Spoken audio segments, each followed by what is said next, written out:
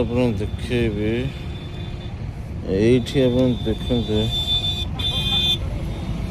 ନଈରେ ଏ ଦେଖନ୍ତୁ ଛୋଟ ମାଛ ପଲ ପୁରା ଧାଡ଼ି ହେଇକି ସେ ପୁରା ଶୃଙ୍ଖଳ ଭାବେ ଚାଲିଛନ୍ତି ଏ ମୁଣ୍ଡରୁ ସେ ମୁଣ୍ଡ ପର୍ଯ୍ୟନ୍ତ।